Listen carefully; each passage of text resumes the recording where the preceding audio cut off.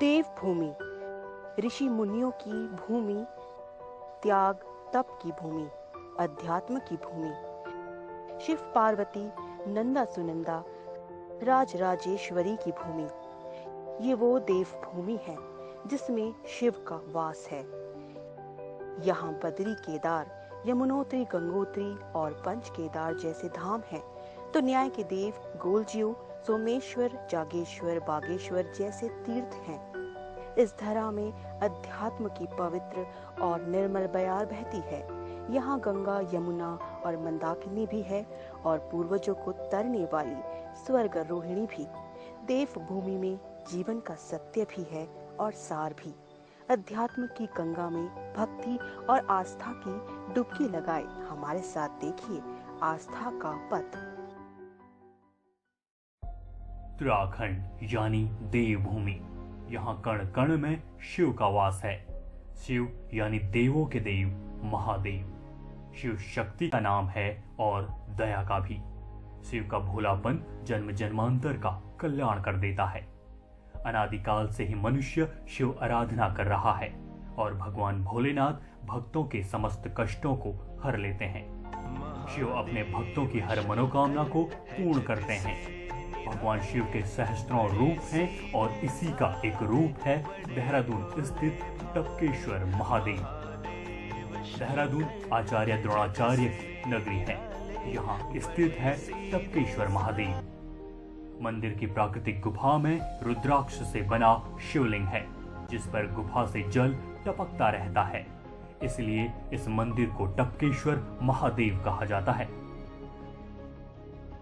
मंदिर में भगवान शिव समेत अनेक देवी देवताओं की मूर्तियां हैं। यहाँ आने वाले भक्तों को आत्मिक शांति मिलती है। देश विदेश से बड़ी संख्या में श्रद्धालु शिवलिंग के दर्शन करने आते हैं। मंदिर प्रांगण शिव के जय घोष से गूंजता रहता है। मान्यता है कि इस मंदिर में जो भक्त पूर्णमासी सोमवार सावन में जलाभिषेक करने पहुंचते हैं, उनकी हर मनोकामना पूर्ण हो जाती है। ऐसा है, पहले अकेले महात्मा यहाँ रहा करते थे। भक्त लोग ना के बराबर थे। व्यवस्था शून्य थी, सीढ़ियाँ बराबर नहीं थी, यहाँ बिजली नहीं थी, इधर कोई बस्ती कुछ भी नहीं थी, पूरा जंगल था। तो उस दौरान तो नाव के बराबर था, कोई लोग आया नहीं करते थे। लेकिन यहाँ का उत्थान करीबन ये 95 से यहाँ का उत्थान शुरू हुआ और उसके बाद 89 से हम यहाँ आए और भगवान शिव की कृपा, उन्हें हमसे कुछ कार्य कराने थे, यही मानना होगा। वो कराते और हम लोग करते हैं। ये जैसी रुद्राक्ष का शिवलिंग आप देख रहे, इनके बनने के बाद ही एक देहरादून में एक शोभा यात्रा की एक परंपरा शुरू हुई।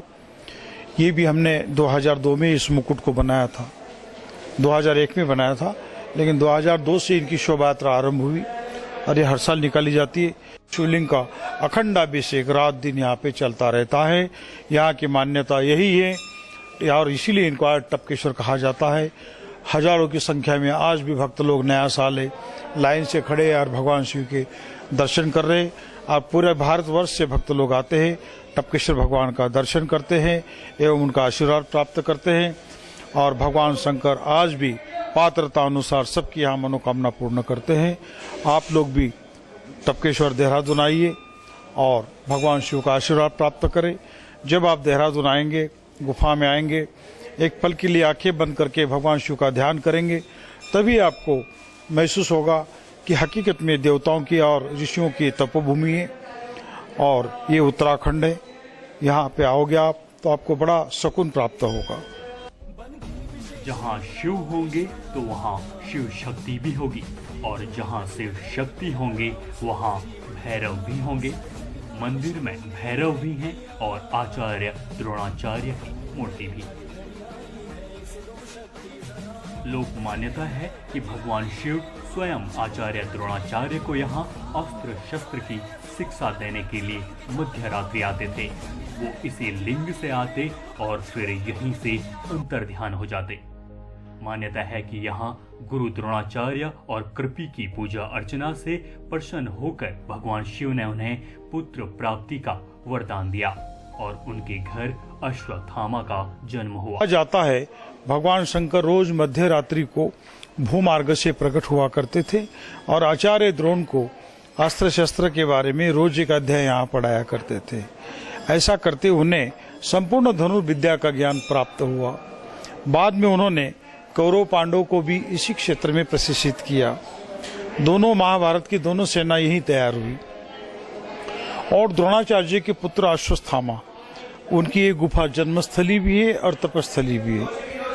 क्योंकि अभी आपने टपकेश्वर महाराज के भी दर्शन कराए, ये रुद्राक्ष के भी है, भगवान टपकेश्वर महाकाल, इनके भी आप दर्शन कराएंगे। उसके बाद आप जब पीछे जाएंगे तो वहाँ पे अश्वत्थामा का जन्म स्थान है। ऐसी भी मान्यता है कि अश्वत्थामा ने एक बार अपनी माता कृपी से दूध पीने की इच्छा जाहिर की। उनकी यह इच्छा पूरी ना हो सकी तो अश्वत्थामा ने भगवान भोलेनाथ की 6 माह तक कठोर तपस्या की। इस तपस्या से प्रसन्न होकर भगवान शिव ने वरदान स्वरूप इस गुफा से दूध की धारा बहा दी। दूध की धारा गुफा से शिवलिंग पर टपकने लगी और अश्वत्थामा की दूध पीने की इच्छा पूरी हुई। तभी से इस स्थान का नाम टपकेश्वर पड़ा। लेकिन कलयुग में इस गुफा से दूध की जगह पानी ने ले लिया। तो ऋषि कुमारों के साथ अश्वत्थामा की मित्रता हुई और एक रोज वो खेलते हुए उनके आश्रम जा पहुंचे। वहां जाके देखते अश्वत्थामा, उनके मित्र ने, उनके सखाओं ने सबने हाथ छोड़ा और अपने अपनी गुफा, अपने अपनी कुटिया में अपने अपनी माता की गोद में जाके बैठे और अपने अपनी माँ का दूध पान करने लगे। तब अश्वत्थामा को आश्चर्य हुआ ये देख के कि बच्चे इस तरह क्या कर रहे। तब उन्होंने उन ऋषियों से कहा, बोले बच्चे खेलने के लिए नहीं आ रहे, उनकी माताओं ने बोले उनको गोद में बिठा के रखा है और पल्लू से ढक के रखा है और मार रही है। पीठ थपथपा के सहलाती हुई माताएं दूध पिला रही थी। तब उन ऋषियों ने कहा, बोले नहीं बेटा, वो अपने अपने माता का दूध पान कर रहे हैं। बोले दूध क्या होता है? बोले दूध एक श्वेत तर पदार्थ होता है, पीने में मीठा होता है और ये पदार्थ गाय से या तो माँ से ही प्राप्त होता है और इसके पीने से भूख प्यास मिट जाती है। बोले अच्छा।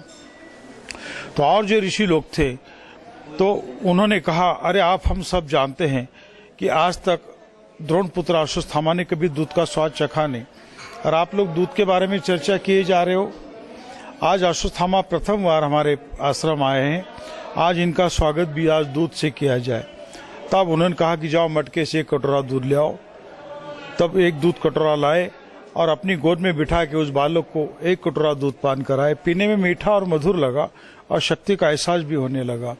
तब से अश्वत्थामा के मन में दूध के प्रति लालसा पैदा हुई कि काश ऐसा दूध रोज मिले तो कितना अच्छा होगा। जब सायंकालीन जब गुफा में आए तब उनकी माता ने कहा, बेटा तुम ना सुबह से खाए हो ना पिए हो, सुबह से हमें तुम्हारी चिंता सताई जा रही थी। आओ पहले तुम्हारा सुबह का दूध बना के रखा हमने, बड़ा सा कटोरा था वो उनके सामने रखा, क्योंकि चावल का माड़ था वो, चावल का ऊपर का पानी। तो उन्होंने पीने से मना कर दिया। बोले माते मैं ये नहीं पीऊंगा, क्योंकि आज जो मैंने ऊपर दूध पिया ना हकीकत में वही दूध है और मैं वही पीऊंगा। अभी तक मुझे शक्ति का एहसास हो रहा है। तब माता कृपी को लगा जिस बात का मुझे डर था आज वही हुआ। अश्वत्थामा से कहे कि वो भगवान शिव की तपस्या करे। तब अश्वत्थामा ने एक पांव के बल पे खड़े होके इसी शिवलिंग के सामने भगवान शिव की तपस्या की। भक्ति योग हठ योग के साथ उन्होंने तपस्या आरंभ की। हाँ जी, तो तपस्या की, हे भगवान जब तक आपके दर्शन नहीं होंगे तब तक मैं यहाँ से हटूंगा नहीं, और जब तक मुझे दूध प्राप्त नहीं होगा तब तक मैं एक पांव धरती पे रखूंगा नहीं। तो ऐसी तपस्या करते करते 6 मास व्यतीत हुए और पूर्णमासी के रोज उनकी तपस्या पूर्ण हुई और भगवान सदाशिव ने भूमार्ग से प्रकट होकर पूर्ण रूप से उन्हें साक्षात दर्शन दिए। देखते देखते गुफा ने गौ के थन का आकार लिया, वहीं से दूध की धारा आई, वही दूध अश्वत्थामा पिए और अपनी भूख प्यास मिटाए और उसी क्षण उन्हें अजर अमरता का वरदान भी भगवान शंकर से यहीं प्राप्त हुआ। बाद में ये दूध का सिलसिला यहाँ कलियुग तक चलता रहा। तब तक ये शिवलिंग दुधेश्वर के नाम से विख्यात रहा। शिव शाश्वत हैं, सुंदर हैं और दुखों को हरने वाले हैं। भक्त द्वारा किए गए जलाभिषेक से ही प्रसन्न हो जाते हैं, इसीलिए उन्हें भोलेनाथ कहा जाता है। शिव की महिमा अपरंपार है। टपकेश्वर महादेव इसी आस्था का केंद्र है। और यह अनादिकाल से चली आ रही भक्त और भगवान के आत्मिक संबंध युगों युगों तक यूं ही बने रहेंगे। भक्त जलाभिषेक कर अपने आराध्य की पूजा करेंगे और भोलेनाथ उनकी मनोकामना पूर्ण करेंगे।